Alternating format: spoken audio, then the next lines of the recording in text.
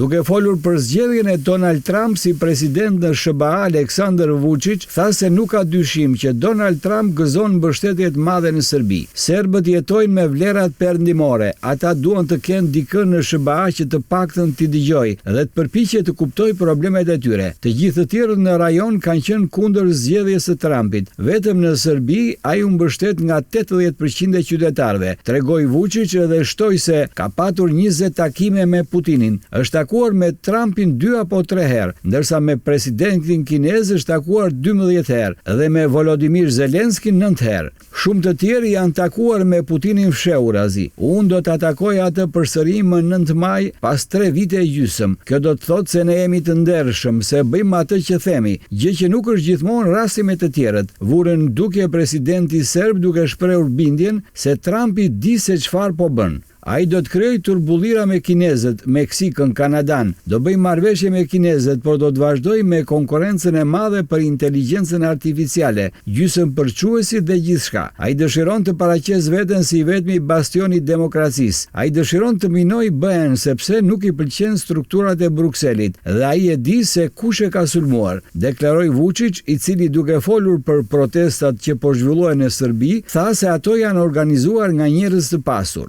Janë organizuar nga një elitë e reme që nuk është e lumtur, pasi nuk është në pushtet. Çështjet ekonomike nuk janë problemi në Serbi, deklaroi Vučić dhe shtoi se te protestuesit ka patur pritshmëri të mëdha, sepse ata besojnë se ky është një revolucion dhe se është çështje kohe që Vučić të rrëzohet. Protestuesit thonë se janë kundër dhunës dhe po kryen veprime të dhunshme ndaj atyre që i kundërshtojnë. Nuk duan të marrin pjesë në dialog. Me sa duket ata kanë nevojë për radikalizim dhe po bëjnë gabibe gjithnjë dhe më të mëdha, deklaroi Vučić, i cili beson se atmosfera sot është ndryshe nga një muaj më parë, sepse qytetarët serb sipas tij e kanë kuptuar se për çfarë bëhet fjalë. Ata duan të më rrëzojnë dhe kaq. Kjo është e vetmi arsye pse nuk po japin fund protestave. Ata nuk duan të shkojnë në zgjedhje, sepse e dinë se nuk mund t'i fitojnë. Po ju kujtoj se kam edhe një vit e gjysmë për të përfunduar mandatin tim të fundit, theksoi Aleksandar Vučić në podcastin e Mario Nafalo. Ministri i Detyri Punëve të Brendshme në Serbi, Ivica Dačić, ka deklaruar se angazhimi i Beogradit zyrtar ka parandaluar zbatimin e fletë arrestimeve ndërkombëtare për presidentin ultranacionalist të entitetit të Republikës Srpska, Milorad Dodik, kryetarin e parlamentit të këtij entiteti në Bosnjë e Hercegovinë, Nenad Stefanović. Sipas Dačić, Serbia ka ofruar siguri për Dodikun dhe Stefanović, të cilët kanë mbështetësi serbe. Më 27 mars, gjykata e Bosnjë Hercegovinës i kërkoi Interpolit të lëshojë një njoftim të kuq për këta dy persona, të cilët dyshohen se kanë kryer veprën penale të sulmit ndaj rendit kushtetues të Bosnjë-Hercegovinës. Pas kësaj, Serbia ka dërguar një notë proteste në Interpol për sa i përket fletë arrestimeve, duke thënë se ato shkelin një nen të statutit që përcakton se çdo veprim, nëse ka një sfond politik, ushtarak, fetar apo racor, është rreptësisht i ndaluar. Dačić tha se kërkesa për fletë arrestime ndërkombëtare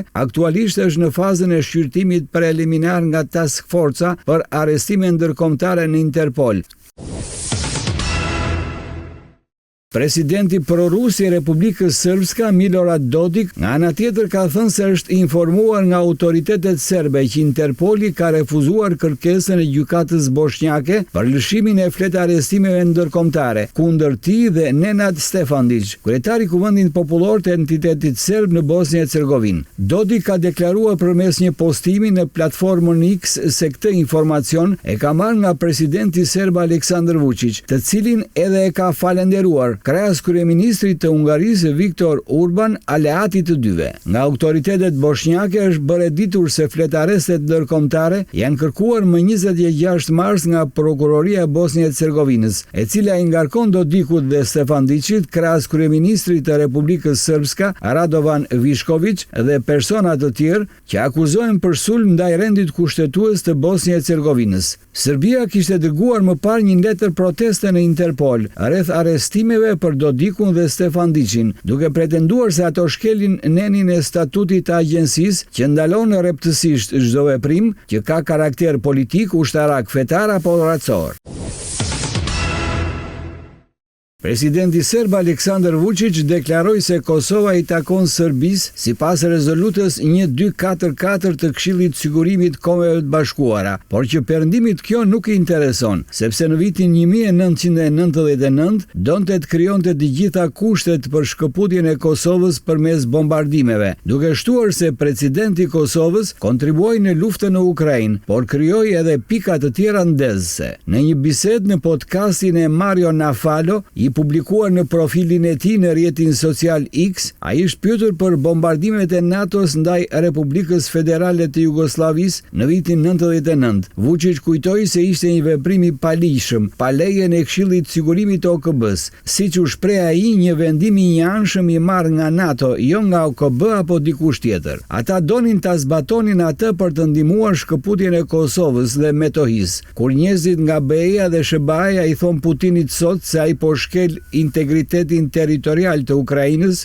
dhe të drejtën ndërkombëtare si dhe kartën e OKB-s, Putini për ta ka një përgjigje të thjeshtë. Unë nuk jam ai që e bëra i pari, ishit ju me Serbinë. Dhe çfarë i thon ata si përgjigje? Se shqiptarët e Kosovës po përballeshin me një fatkeqësi humanitare, pasi nuk kishin asnjë justifikim ligjor për agresionin e vitit 99, deklaroi Vučić, duke shtuar se perëndimi donte të krijonte të gjitha kushtet për shkëputjen e Kosovës nga Serbia, dhe se ajo që po thot Putini sot nuk është në favor të Serbisë. Në atë kohë ishte kulmi i fuqisë perëndimore dhe Bill Clinton po përballej me probleme të brendshme. Të gjithë donin të tregonin forcë. Ata po përpiqeshin të bënin shembull Serbinë. Menduan se serbët do të dorëzoheshin pas 2 apo 3 ditësh. Përsëriti Vučić duke përmendur çështjet e Osetisë së Jugut, Abkazisë dhe vendeve dhe territoreve të tjera. Në lidhje me masakrën e Reçakut, ai tha se njerëzit që u vranë atje po luftonin kundër policisë serbe, ose më mirë asaj jugoslave. A e dini sa serb u vranë në Bosnjë e Hercegovinë? Më shumë se 30.000,